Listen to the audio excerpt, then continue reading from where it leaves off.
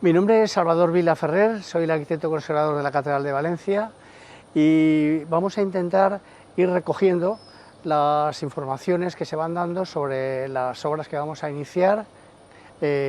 para poder saber el estado de los frescos, de la bóveda, del ábside de la Catedral de Valencia.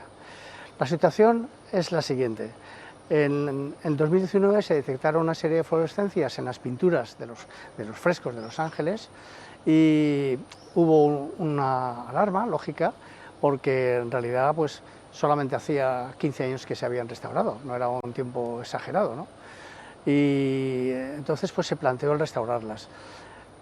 Yo personalmente insistí mucho en que no valía solo restaurarlas, sino saber un poco la causa de por qué habían aparecido esas fluorescencias en un tiempo tan corto. Yo era conocedor, junto con otros compañeros, lógicamente, de que la cubierta, que está en buenas condiciones, sí que es verdad que tiene unas perforaciones hasta el número importante, hasta el número 24, que la atraviesan desde la parte horizontal hasta lo que es la plementería donde están pintados los ángeles en 24 ocasiones. Eso se trata de las antiguas ventilaciones góticas, de las antiguas bajantes obsoletas y de huecos para, sobre todo,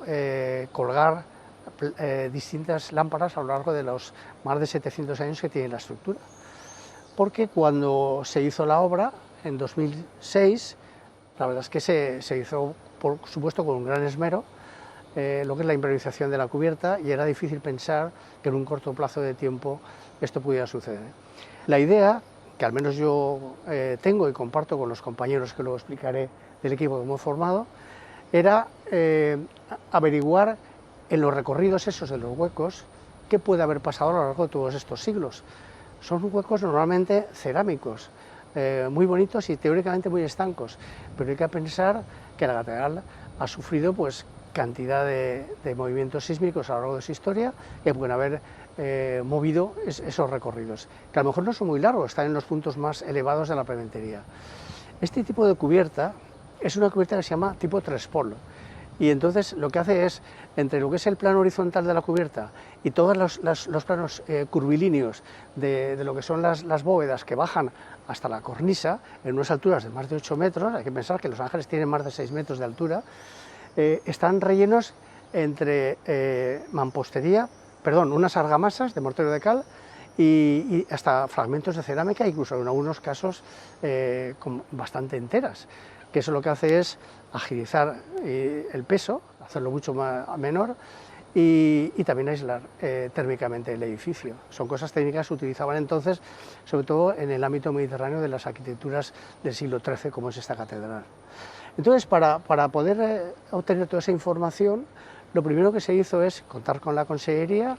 y para tener su autorización del proyecto, lo que se hizo es, con muy buen criterio, montar un equipo pluridisciplinar, de forma que, coordinado por el arquitecto conservador que les está hablando, se buscó un restaurador, que además fue el mismo que formó parte del equipo de restauración con Carmen Pérez a partir de 2005 hasta 2007, que se restauraron Los Ángeles, y que es un licenciado en Bellas Artes, que es Javier Catalá, y con un profesor de la Universidad Politécnica de Valencia de Física Aplicada, Fernando García Diego, que es el que también nos ayudó y colocó hasta casi una treintena de microchips para saber cuál era el estado y qué pasaba con la situación de las pinturas de los frescos de Los Ángeles, y también de la cubierta. Se colocaron unos conductos que daban testimonio de si había más agua de las que las gárgolas podía evacuar con la lluvia. Claro,